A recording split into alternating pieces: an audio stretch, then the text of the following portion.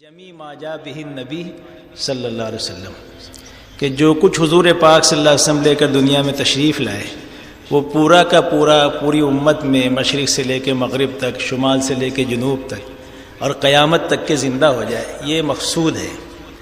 اور یہ اس وقت تک نہیں ہوگا جب تک کہ اس محنت کے اندر خواتین اور مستورات کو بھی شریک نہ کیا جائے، اس لیے کہ ایک بہت بڑا طبقہ امت کا مستورات سے متعلق ہے۔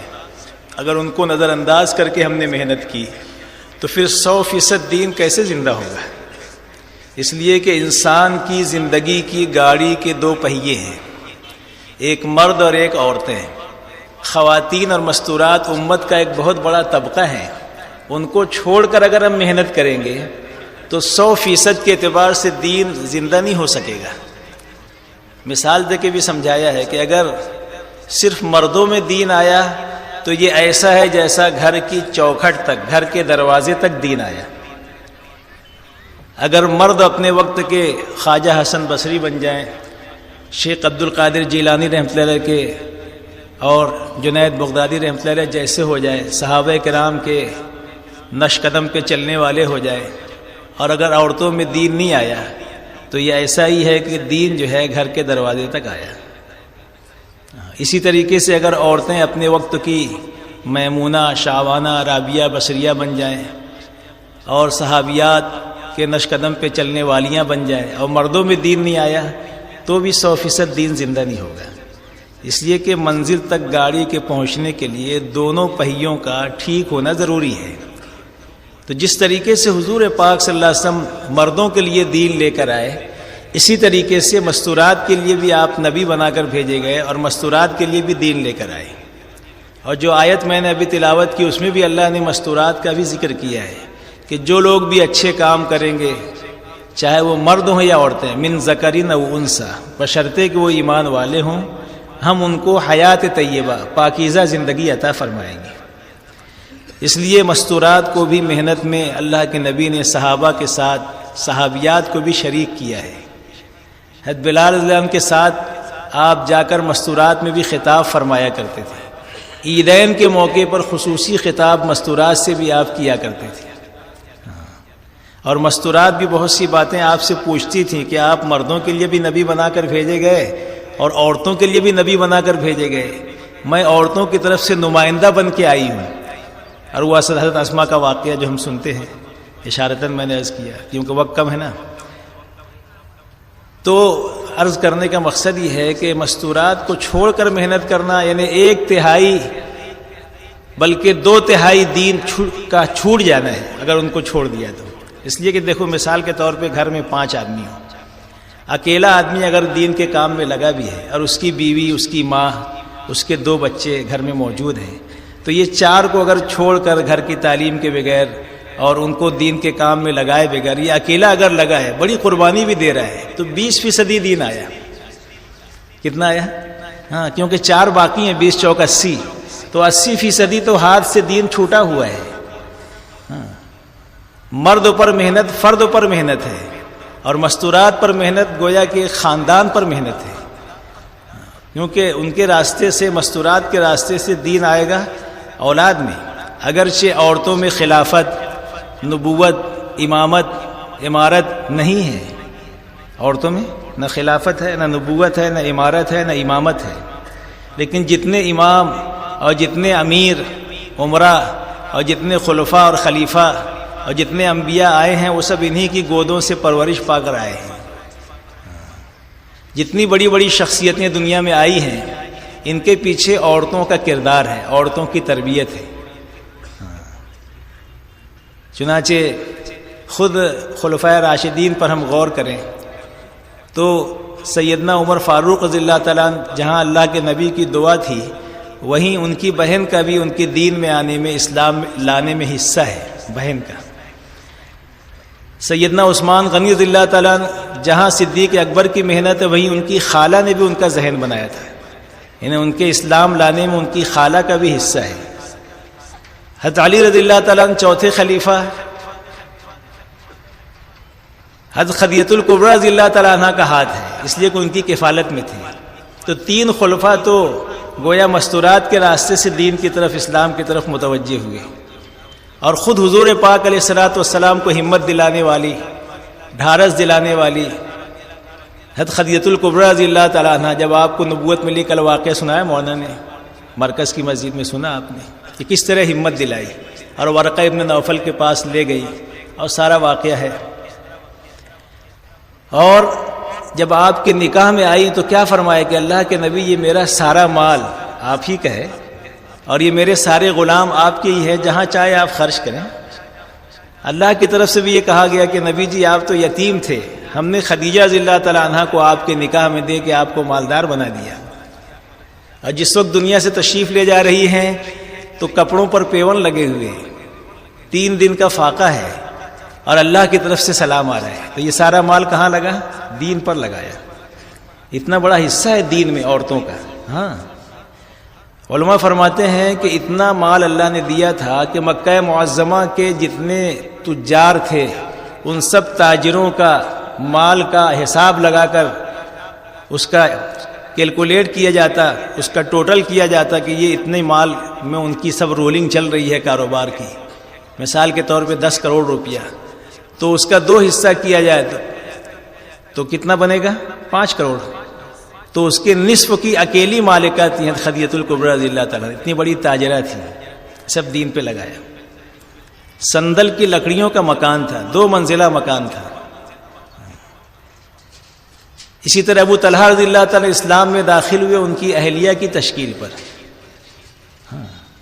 عمرو ابن جموح رضی اللہ تعالیٰ غزوہ احد میں شہید ہوئے، ان کی اہلیہ نے ان کو اکسایا، تو پھر جوش اور جذبے میں یہ دعا مانگی، اللہم لا تردنی الی اہلی، مجھے اپنے اہل کی طرف نہ لوٹائیے، اور غزوہ احد میں شہید ہوئے اور میدان احد میں تدفین ہوئی، وہیں پر دفن ہوئے 70 شہداء کے ساتھ۔ اسی طرح اکرمہ نے قسم کھا لی تھی کہ پہاڑوں سے کود جاؤں گا، سمندر میں چھلانگ لگا دوں گا، لیکن اسلام نہیں قبول کروں گا۔ فتح مکہ پر بھاگ گئے، تہامہ کے ساحل تک چلے گئے، کشتی میں بھی سوار ہو گئے، کشتی بھور میں پھنس گئی۔ ملا نے کہا بھائی کلمہ پڑھے بغیر جو ہے نجات نہیں ہوگی، بولے میں اسی سے تو بھاگ کے آیا ہوں، بولے ہاں پڑھنا پڑے گا۔ کود گئے کشتی میں سے، باہر آیا تو بیوی کو کھڑا پایا، ام حکیم رضی اللہ تعالیٰ نے کہا کہ چلیے جن سے بھاگ کر آئے ہو انہی کے دامن میں پناہ ملے گی، اور میں چادر لے کر آئی ہوں ضمانت کے طور پہ پناہ کے لیے آپ کی۔ سمجھا بجھا کر لے گئی اور اسلام میں داخل ہوئے، اور 80 افراد کو لے کر جو کچھ اب تک اسلام کو نقصان پہنچایا تھا اس کی بھرپائی کے لیے پورے خاندان کو لے کر نکلے اللہ کی راہ میں، اور ایک لڑکا اور ایک لڑکی اس خاندان کے بچے تو خلیفہ وقت نے دونوں کا آپس میں رشتہ کر دیا تاکہ اس خاندان کی نشانی باقی رہے۔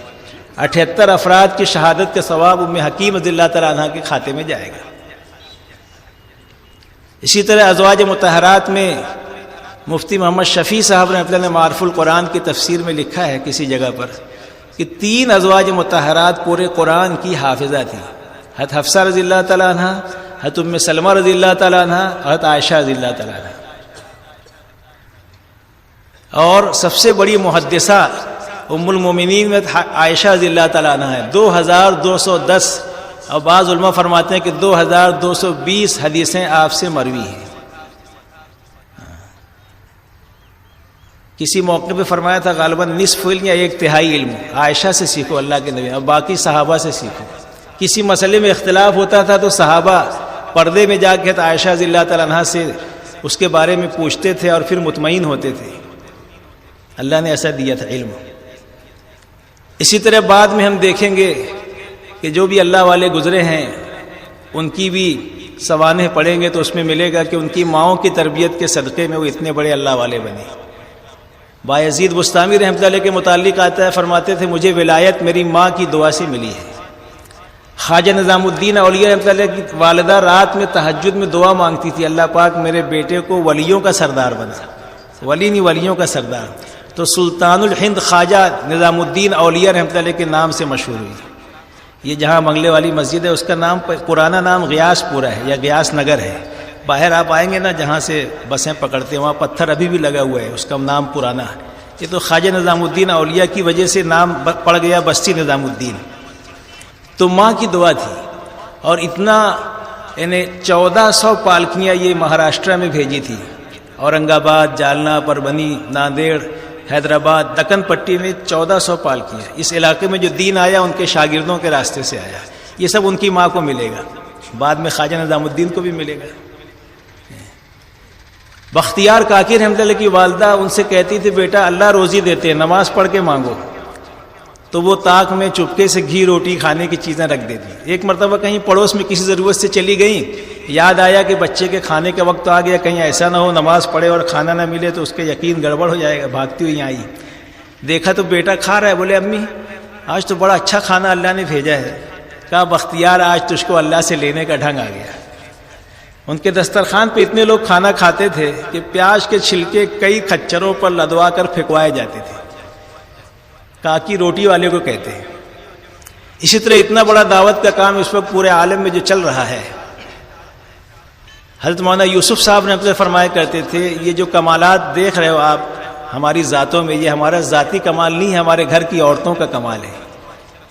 ان کی تربیت یافتہ ہم لوگ ہیں. ان کے پیٹ میں مشتبہ مال بھی نہیں گیا، حرام تو دور کی بات ہے. ان کی ہم اولادیں ہیں. حضرت مولانا الیاس صاحب نور اللہ مرقدہ فرمایا کرتے تھے کہ ایسی گودیں کہاں سے لائے جن گودوں میں ہم پلے ہیں، جن کے معمولات سن کے حیرت کے سوا کچھ نہیں ہوتا. گھریلو کام کاج کے ساتھ 40 پارے رمضان میں پڑھ لینا اور کئی ہزار دفعے درود شریف کی تسبیح، استغفار کی تسبیح اور کیا کیا ان کے معمولات ملتے ہیں. بچپن سے لوری پڑتی تھی ایسی کہ بچوں کے اندر دین کی محنت کا جذبہ پیدا ہوتا ہے. ہر دم اللہ اللہ کر، نور سے اپنا سینہ بھر، افضل سے افضل عبادت مجھے بھی نصیب، اپنے راستے کی شہادت مجھے بھی نصیب. اس قسم کی لوریاں عورتیں پڑھتی تھیں تو بچوں میں دینی جذبہ پیدا ہوتا تھا. تو عورتوں کا دیندار ہونا گویا کہ خاندان کا دیندار ہونا ہے. اور ان کا جہاں جہاں تعاون رہا ہے، جن جن نبیوں کا ساتھ دیا ہے ان نبیوں سے اللہ نے کام بھی لیا ہے.